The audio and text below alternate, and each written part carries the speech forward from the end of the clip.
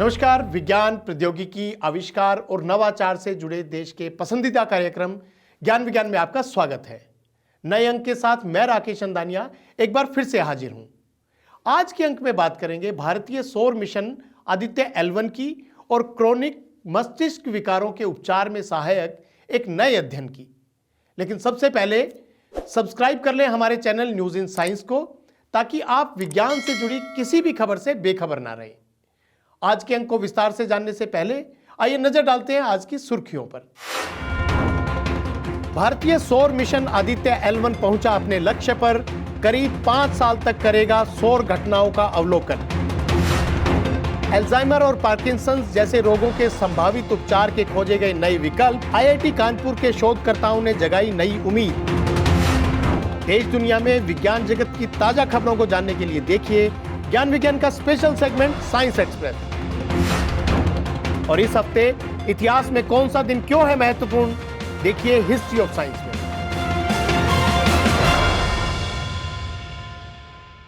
और अब खबरें विस्तार से। अपनी सफलता की यात्रा में भारतीय अंतरिक्ष अनुसंधान संगठन इसरो ने एक और इतिहास रच दिया। भारत के महत्वाकांक्षी सौर मिशन का पहला प्रयास आदित्य L1 6 जनवरी को अपने लक्ष्य तक सफलतापूर्वक पहुंच गया। यह उपलब्धि भारत की ओर से पूरी दुनिया के खगोल वैज्ञानिकों के लिए नए साल की सौगात कही जा सकती है। भारत का यह मिशन सूर्य के बारे में हमारी समझ को बढ़ाने और चल रहे अनुसंधानों को गति देने में सहायक होगा। ज्ञान विज्ञान की एक रिपोर्ट।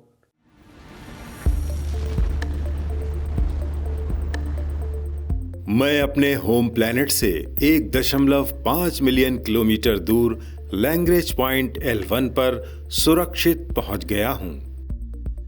6 जनवरी 2024 को आदित्य L1 के इस ट्वीट के जारी होते ही भारत ने साल की शुरुआत में ही एक और उपलब्धि अपने नाम कर ली।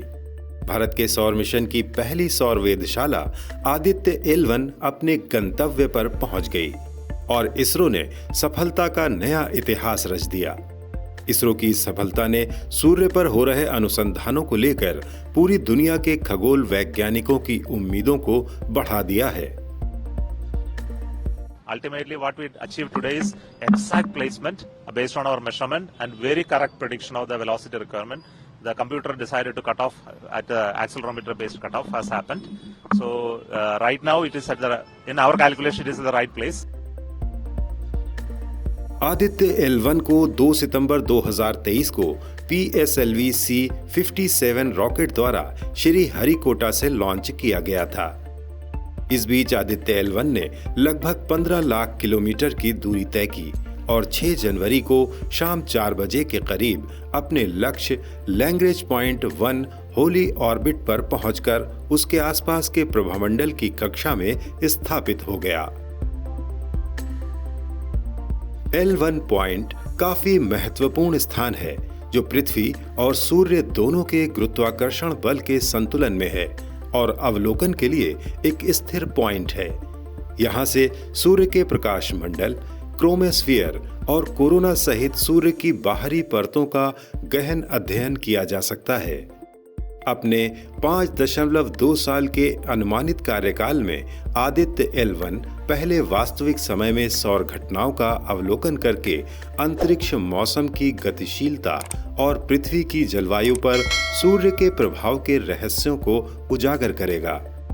इस उपग्रही वेधशाला के अध्ययन से मिलने वाले नतीजे हमें अंतरिक्ष मौसम की अधिक सटीक भविष्यवाणी करने के साथ पृथ्वी पर अंतरिक्ष मिशनों और प्रौद्योगिकियों पर उनके संभावित प्रभावों को कम करने के लिए समाधान तैयार करने में मदद करेंगे।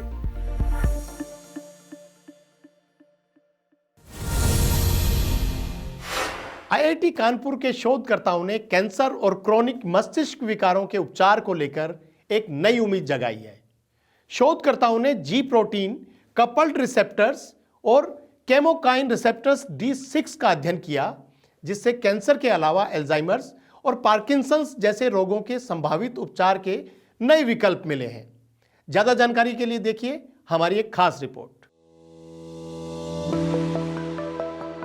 कैंसर और न्यूरोलॉजिकल बीमारियां ऐसी स्थिति है जिनका सटीक उपचार अभी तक संभव नहीं हो सका है। पूरी दुनिया में इन विकारों को लेकर शोध और अनुसंधान किए जा रहे हैं ताकि रोगियों को निदान दिया जा सके। इसी कड़ी में भारतीय प्रौद्योगिकी संस्थान कानपुर की GPCR जीव विज्ञान प्रयोगशाला के शोध दल ने एक नई सफलता हासिल की है। यहाँ के शोधकर्ताओं ने जी प्रोटीन युग्मित रिसेप्टर्स GPCR और केमोकाइन रिसेप्टर D6 के अध्ययन के साथ बायोमेडिकल अनुसंधान में कैंसर और मस्तिष्क संबंधी विकार जैसे अल्जाइमर, पार्किंसंस और सिजोफ्रेनिया के संभावित उपचार के नए विकल्प तलाश किए हैं। ये जानकारी इन रोगियों की स्थितियों के तहत रिसेप्टर्स को नियंत्रित करने के लिए नई दवा को डिजाइन करने की उम्मीद जगाती है। GPCR मस्तिष्क कोशिकाओं की सतह पर छोटे संचार एंटेना की तरह होते हैं। इन रिसेप्टर्स में आई खराबी से ही अल्जाइमर और पार्किंसंस जैसी बीमारियां होती हैं।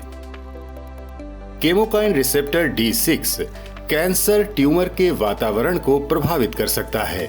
शोधकर्ताओं ने रिसेप्टर्स की विस्तृत 3D छवियां बनाने के लिए क्रायोजेनिक इलेक्ट्रॉन माइक्रोस्कोपी नामक एक उच्च तकनीक का उपयोग कर आणविक स्तर पर रिसेप्टर्स का विस्तार से अध्ययन किया। इस अध्ययन से रोग की स्थिति पैदा करने वाले रिसेप्टर्स को समझने के साथ उपचार के लिए नई दवा डिजाइन करने में मदद मिलेगी।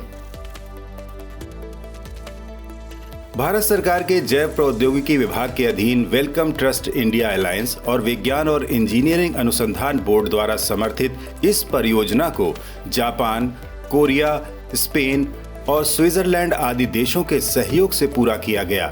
अंतर्राष्ट्रीय जर्नल साइंस में प्रकाशित इस ऐतिहासिक शोध को वैश्विक स्तर पर मान्यता भी मिल गई है। ये शोध दुनिया भर के रोगियों को जानलेवा बीमारियों के प्रति सटीक और सस्ता उपचार उपलब्ध करा सकता है।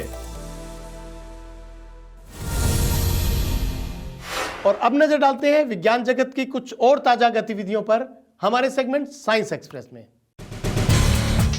विज्ञान एवं प्रौद्योगिकी विभाग के स्वायत्त संस्थान Indian institute of geo magnetism के शोधकर्ताओं ने मंगल ग्रह के वायुमंडल से उच्च रेजोल्यूशन विद्युत क्षेत्र डेटा का उपयोग करके मंगल ग्रह के प्लाज्मा वातावरण में उच्च आवृत्ति प्लाज्मा तरंगों के अस्तित्व की जांच की है।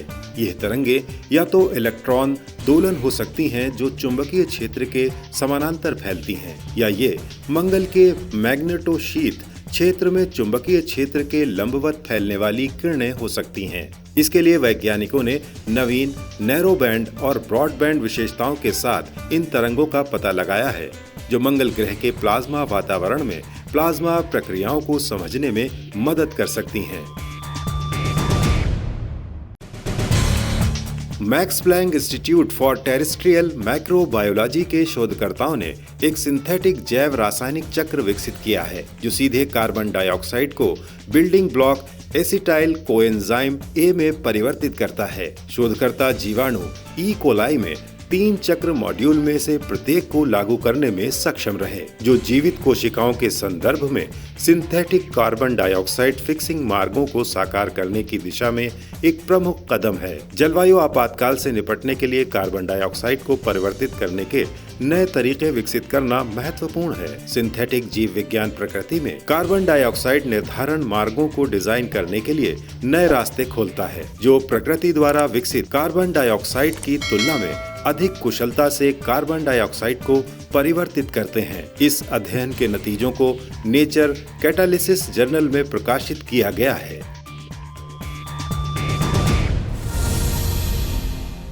इतिहास के पन्नों में दर्ज वैज्ञानिक उपलब्धियों को जानने के लिए आइए देखते हैं ज्ञान विज्ञान का special segment history of science.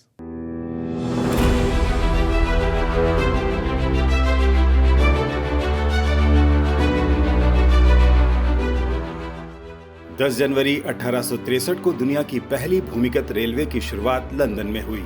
Metropolitan railway के रूप में इसे पैडिंगटन और फॉरिंगडन स्टेशनों के बीच चलाया गया।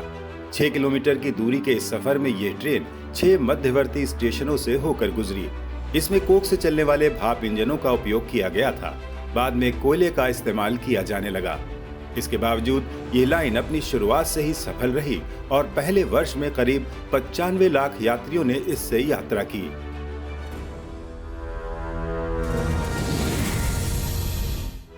11 जनवरी 1922 को पहली बार मधुमेह के विरुद्ध इंसुलिन का प्रयोग किया गया।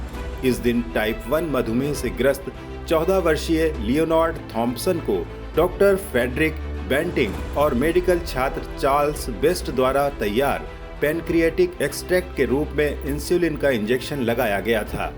24 घंटों के भीतर मधुमेह के लक्षण गायब होने लगे। उनका रक्त शर्करा सामान्य हो गया और उसमें दोबारा ताकत आ गई।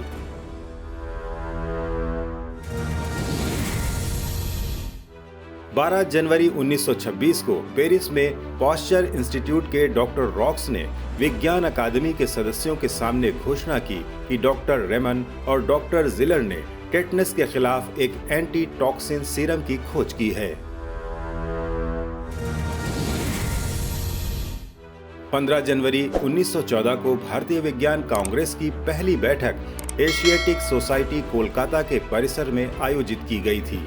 इसके अध्यक्ष माननीय न्यायमूर्ति सर आशुतोष मुखर्जी थे, जो कि कोलकाता विश्वविद्यालय के तत्कालीन कुलपति भी थे। तो आज के अंक में बस इतना ही। उम्मीद है आपको हमारा यह कार्यक्रम पसंद आया होगा। अगर आपको यह कार्यक्रम अच्छा लगा तो आप इसे लाइक करें और अपने दोस्तों के बीच शेयर जरूर करें। अगर आप चाहते हैं कि ऐसी जानकारी आपको लगातार मिलती रहे तो हमारे चैनल को सब्सक्राइब जरूर कर लें। विज्ञान, प्रौद्योगिकी, नवाचार और आविष्कार की ताजा जानकारियों के साथ अगले हफ्ते आपसे फिर होगी मुलाकात। तो बने रहिए हमारे साथ वैज्ञानिक सोच के साथ। नमस्कार।